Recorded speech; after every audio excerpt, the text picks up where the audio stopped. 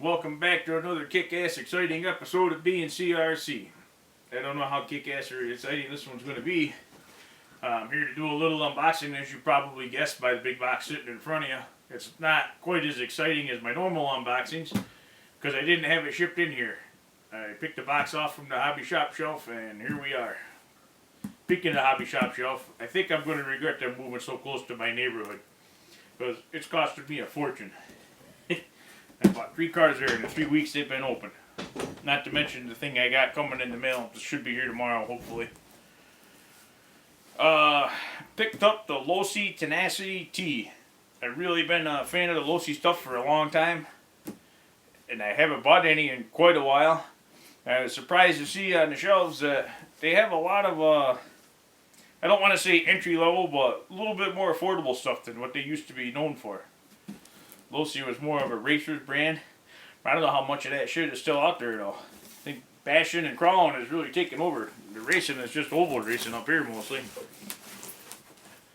The box has already been opened, not by me. It probably was on the shelf for a long time. Because it's not a new product by any means.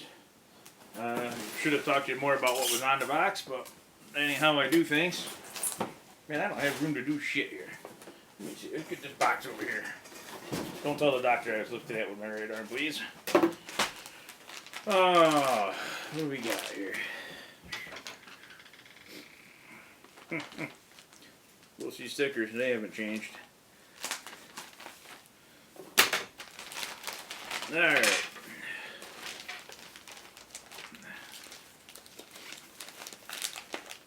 Oh, come on. Why has it got to be so hard? There we go. Alright.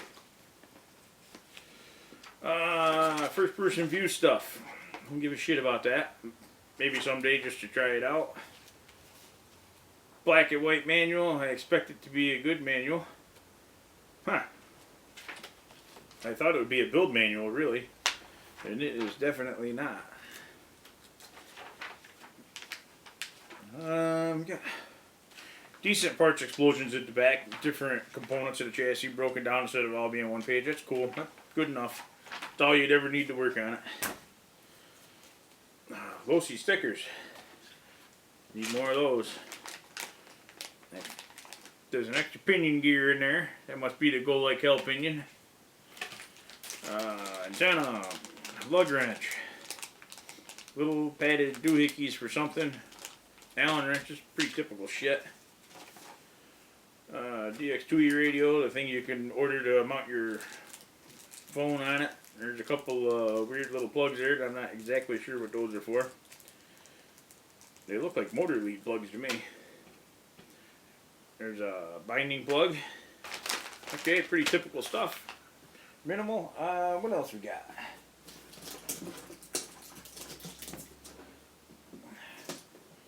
Come on.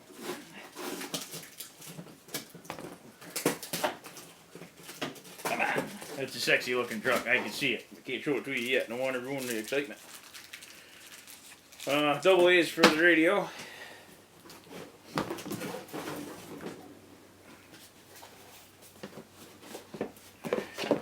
This box, I'm assuming, is the radio and nothing else.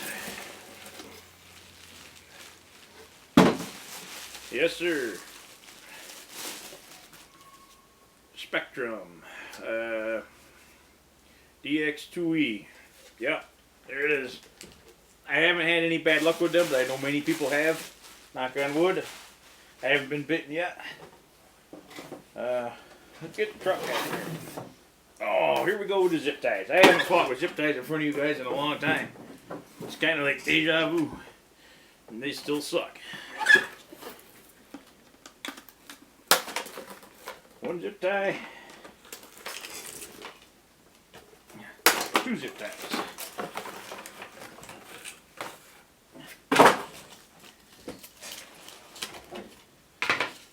I'll tell you right now, I picked this truck out because it is a sexy motherfucker. There's nothing wrong with the way that thing looks. Kinda even dig them blue wheels. That's new. Losi always had an eye for shit that was just sharp looking. Always worked okay, and I always had a little bit of issues with hardware that was a little smaller than maybe it should have been. That fucking thing is fantastic looking. Appearance-wise, that's my favorite RC that I've gotten in quite a long time.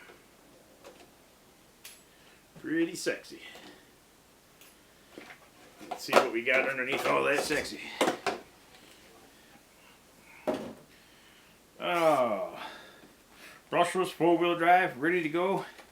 It's based off the 10 platform, which I think was a scaled down version of the 8 buggy, the EI GHD buggy that they did a lot of racing with.